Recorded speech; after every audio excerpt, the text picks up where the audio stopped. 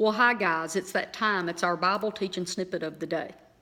Yesterday, I was telling you that I believe that Elihu, in chapter 32, it's a young prophet that comes up and makes himself known and says that he's come to represent God and to hear Job's side of things. And he's basically an answer to Job's request that he made in chapter 31, asking for God to hear him in the courtroom.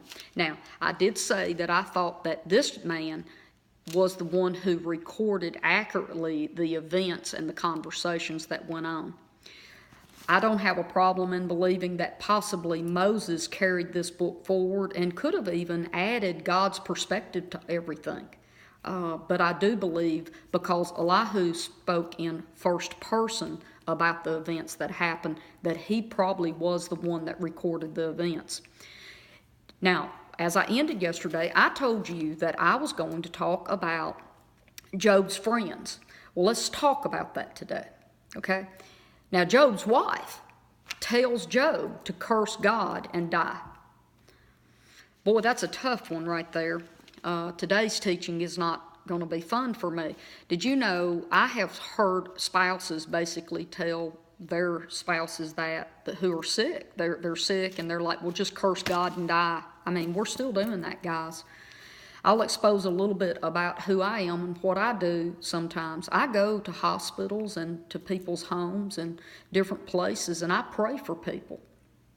And I've seen miracles and healings, but what I also see is the other side of things, where our wrong beliefs and what we don't understand about God playing into things. And instead of a spouse coming together or a family member coming together strong to beat illness or sickness and hold fast to their faith, they begin this same course that I see in the book of Job with Job's wife. And they'll say things like, well, just give up and die, or God don't want you to live, and just all kinds of wrong beliefs that we've been taught. And it's very painful to get to see families so fractured when I go around and pray for people. Now, let me keep going. So the next thing I want to talk about is Job's friends. Job's friends started out pretty good. For 7 days, 7 days they sat quietly doing nothing but just sitting with Job. I'm going to say this one more time too in one of my other Bible teaching snippets. I told you if you don't know what to say to a hurting person, whether it's a sick person, whether it's a person that just lost someone in their lives that's near and dear to them, sometimes just being quiet is a really, really good thing. You know, empty space and quiet scares us sometimes, and it makes us uncomfortable. But in a time where a person's in a lot of pain and hurting, the very best thing you can do is sit quietly, hold their hand, don't give them your opinion, just let them work through things in their own mind, and just sit there where they're not alone. That is sometimes the very best thing that you can do for a person. I want to talk about Job's friends, though, because after 7 days, they start talking, and then they go from talking to accusing, and this guy is sick. His body is riddled with sores and everything, and all they can do is accuse Job of being responsible for the things that's come into his life. Does that sound familiar? See, I hear that all the time. When you get around people who are sick and suffering and you're praying for them, you'd be amazed at the things that you'll hear. I hear people say all the time, well, you know, that happened to them because they sin.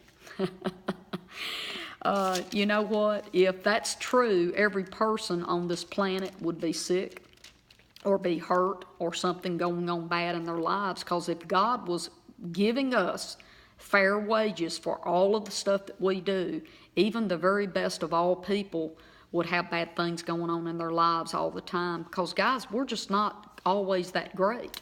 Let me keep going. So we see in chapter 4 that Eliphaz tells Job that innocent people don't suffer. So he must be wrong in some way for him to be suffering so bad, because he's not innocent. So he starts accusing his friend, And then of course we see where Job answers him, but we keep going. And then Bildad starts talking about that God rewards people for the good that they do.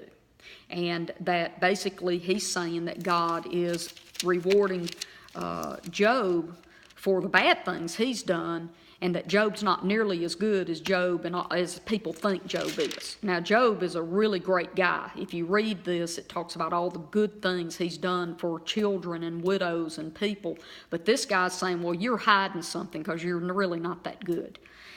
So then Job replies to Bildad, and then we see yet Zophar, his other friend, he just comes straight out and tells Job he's a sinner and that he's living in sin and that's why he's sick. Guys, here we go again. These things right here that I've just talked about is real life for us right now under a new covenant. A new covenant. God is not punishing us for all the bad we've done. He's not getting even with us. He's not putting suffering on us and all of that. See, all of these are opinions of people who do not know what's going on with Satan, and they don't really know God. And actually, Elihu, that young prophet I talked about yesterday, he tells them they don't know God. So I'm going to keep rolling on this just a little bit more because I want to help you understand where we get a lot of our wrong beliefs about God and how God treats us. Guys, we're under the new covenant. We're under a covenant of goodness and blessing through Jesus.